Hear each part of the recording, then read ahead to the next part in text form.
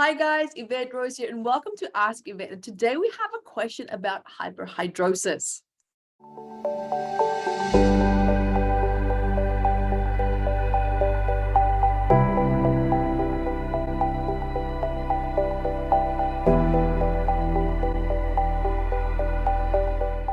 Hi everyone, Evette Rose here, founder and author also of Metaphysical Anatomy Healing Technique, which is also a wonderful technique behind the book Metaphysical Anatomy, which is a book for adults, and this is Psychosomatics of 679 medical elements. And guys, of course, I also now have the kids version. So if you have children, if you want to understand your own childhood even better, maybe there's issues that you never quite resolve, this is a wonderful new extensive resource that you can dive into. And guys, I'm really excited about today's question. This is a really interesting one that I actually really look forward to answering. So today's question is about, I wanted to ask your opinion on the metaphysical meaning and root causes of hyperhidrosis in the hands and feet. It started around the age of 6 to 7 and it got worse as I got older, and now it's causing circulation problems and also skin problems. Okay, so now I'm going to break this down into different segments because there's actually quite a few events that led up to the accumulation of the psychosomatic stress that is now being expressed in this way. Now, guys, also just to explain here for you guys a little bit, excessive sweating is experienced when we look at hyperhidrosis. And this is now not your average sweating when you maybe had a workout, maybe you were walking a little bit fast, maybe you're just really super tired after a strenuous workout or an activity. It's not that type of sweating. This is normally when you start to have excessive sweating, and it can happen even just out of the blue. It can happen while you're just sitting down.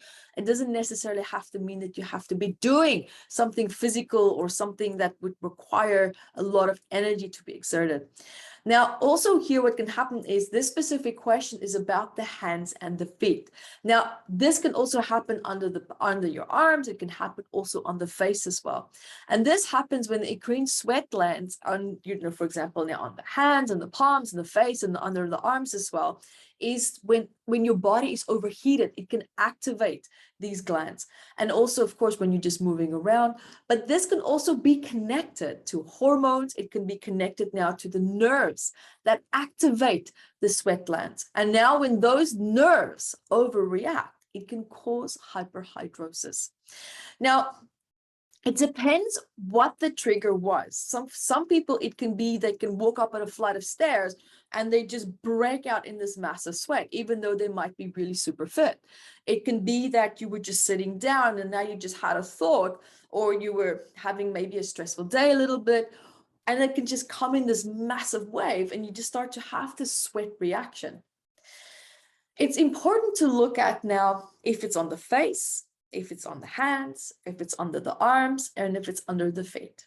In most cases, when you have now, for example, on the face, let's just start there. I know the question is not specifically about the face, but just for anyone else there who might be challenged with this and they do find this challenge on their face as well. Now it's on the face. And your face is what we use to interact with people. This is what we use to connect with people. This is what we use to allow people to read us and for us to read them, especially now facial expressions. But this is also the receiving point of information. It's the receiving point of communication.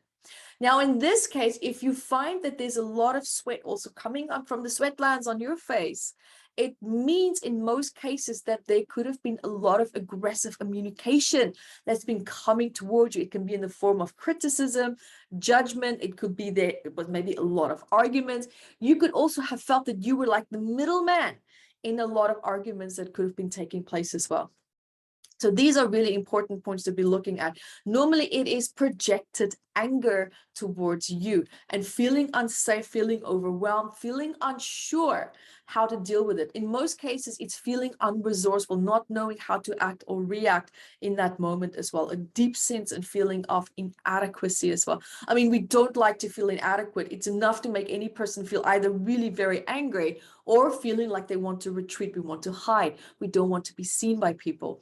So it depends what your reaction is. In most cases, this would actually mean that you hide. You don't want to interact. You don't want to connect. And that means you take a step back. Inside, internally, maybe feeling very angry, very defensive, but not wanting to dare to actually express that, to allow people to see that, with the subconscious intention to not provoke more confrontation as well. Which leads back to that feeling of feeling inadequate in terms of how to communicate yourself and how to maybe even protect your or defend your position as well. And that could be because maybe you felt, maybe someone made you feel really incompetent, or maybe someone maybe humiliated you when you did stand up for yourself.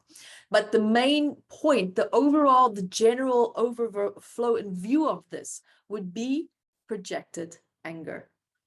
Now, if we're looking at the hands, this could normally mean that there was a moment in time where you felt really scared. Maybe you felt very unstable. Something happened that shook you a little bit, and there was no one to reach out to. There was no one, or at least maybe there were people, but these people that you could have reached out to didn't actually make you feel safe.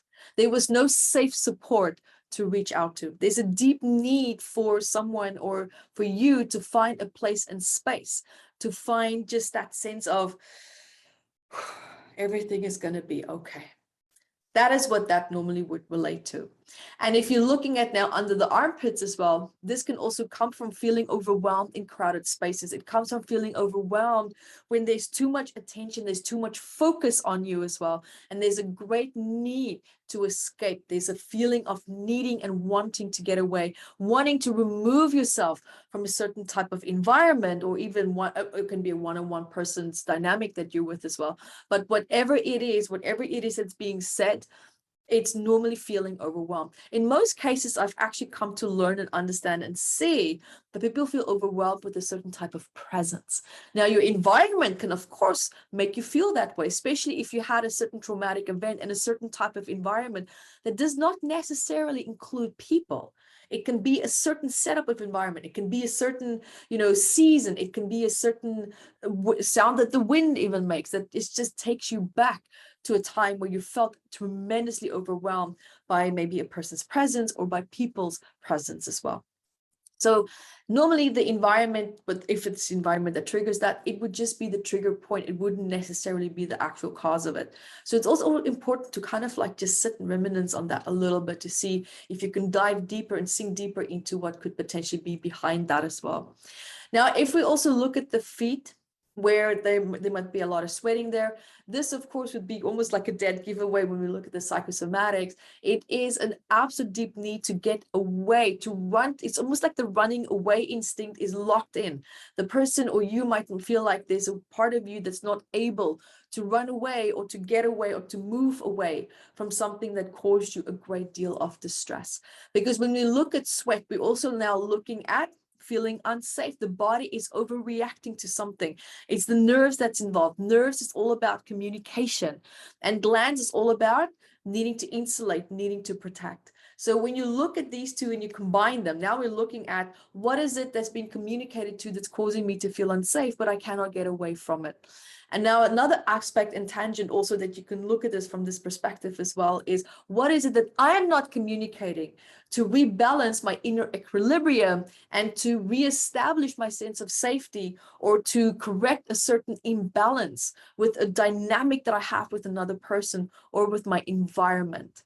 So all these points are very important to look at. And because for you who asked the question saying that this happened around at the age of 6 to 7, I can't help but feel that maybe have a look at what happened 3 months prior to this incident that started to happen. Now, you said 6 to 7, which tells me that you're not 100% clear in terms of when it happened, or when it at least started to happen. I mean, if you did, this 3-month period will actually give you, looking back at 3 months from that moment will actually give you a big hint as to what it could be. But there's something has been leading up to this part of you that's been feeling unsettled in your life. But something happened 3 months prior to this actually really fully establishing as a full-blown hyperhidrosis condition. So I would kind of like have a look and see if you can have a chat to your body and find out deeper root causes of that. And of course, guys, we also, in Metaphysical Anatomy Technique, this is what we do. We talk to the body, we go into it, we start to understand and resolve what certain blocks and aspects could be contributing to a lot of ailments and psychological stress that we have in our lives as well. So guys, there you have it. I hope that it helps. And until next time, be the light that you are. Thank you guys for joining me here. And also remember to subscribe to our math membership website. You can check out so much more. There's so many free healing courses there as well. Go to evetterose.com, see all the free masterclasses and events that we have coming up. There's always something happening on our platform. And we love to hear from you for the Ask Evette episodes, also for the psychosomatic patterns that you would love for us to talk about, especially when it comes to these books, the research that's in it. And there's so much to be learned and so much to be shared as well. So I love your questions. Let us know what's on your mind. Let us know what you would love me to address as well. Life challenges, it's endless. Guys, thank you so much for being here with me today. And remember to subscribe so that you can stay up to date with the latest and greatest videos that's coming out just for you. Until next time, be the light that you are.